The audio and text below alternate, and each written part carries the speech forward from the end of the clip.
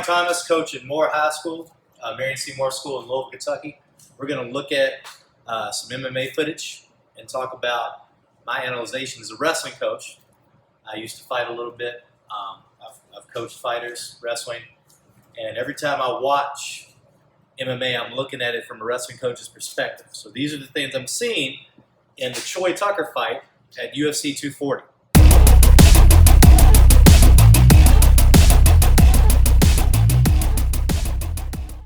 As you can see several times in the footage from the fight, Tucker was able to just step and snatch that single leg. He hit this about 3 or 4 times pretty easy. The difficulty he had was finishing the position. A lot of times he was able to initially take him down to the mat, but wasn't able to totally finish in control of his body. All right, good step, snatch, and then right here he was not able to finish as well.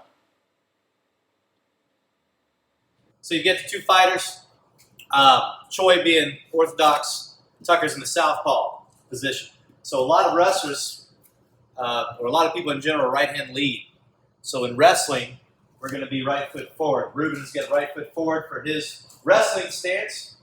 And when we coach wrestlers, transition them to fighting, even though Ruben might be right-handed, which would put him in an orthodox fighting stance or a boxing stance, left foot forward, so he can use his power hand as right, we don't switch him out of that stance when we transition him to fighting. We keep them what they're, wrestlers what they're most comfortable with, which is that wrestling stance. So he'll be right leg forward.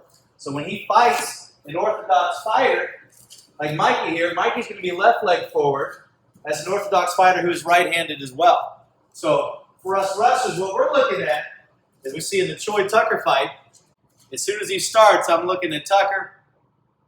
I see a single leg. All right?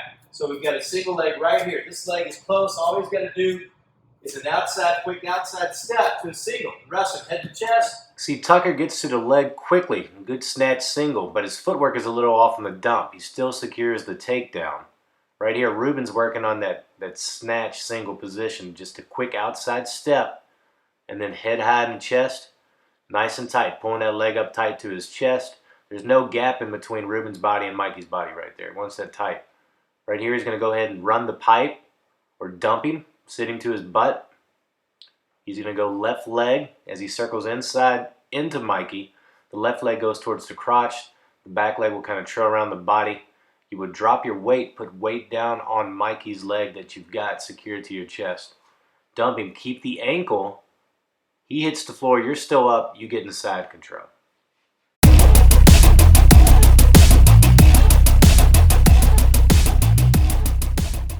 And here Choi now finds himself on top in a front headlock position. I was going to say he should probably get out of there as quickly as he can.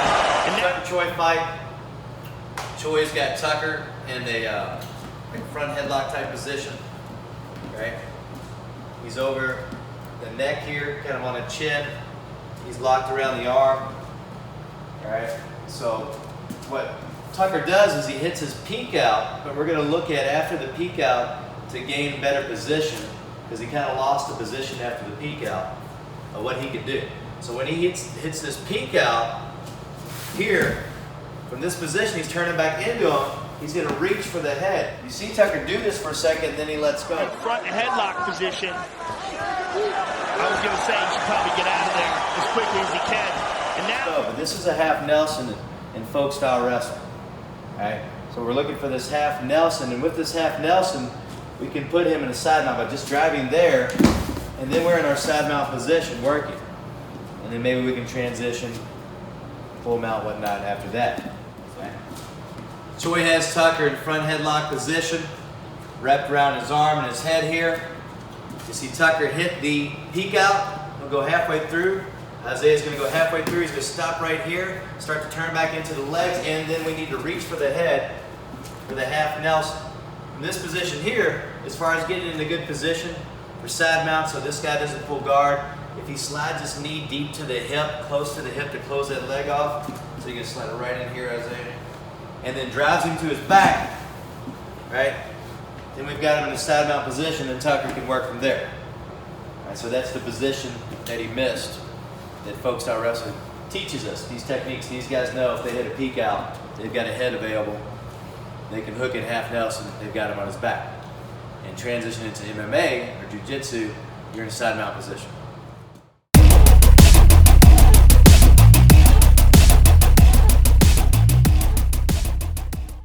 Tucker's right here trying to finish a takedown, gets him down to his knees against the fence, and then Choi reaches back for the whizzer. If he has the whizzer, we have the seatbelt wrapped around his back. What Tucker can now do is reach over his head to a half Nelson, which we're going to show you. He lands a few shots to the face, which is great, but after those shots, if he gets high, we can finish with him in the side control position. All right, Tucker's got him up against the cage. He's got like a tight waist. He's inside the arm here. Choi reaches back for the whizzer. At this point, Tucker hits him with a few shots, which is fine. He's wide open right here.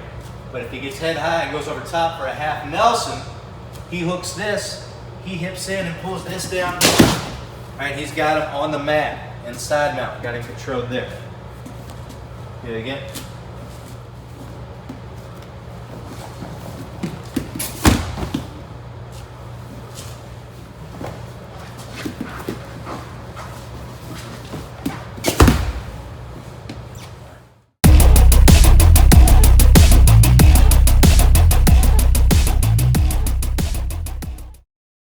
Tucker once again gets to the single leg position, this time backs Choi up into the fence. Right here, we're going to look at how to finish from this position with a lift. With the single leg lift position, I like to keep him close to the cage. I get deep in the crotch here, hips close.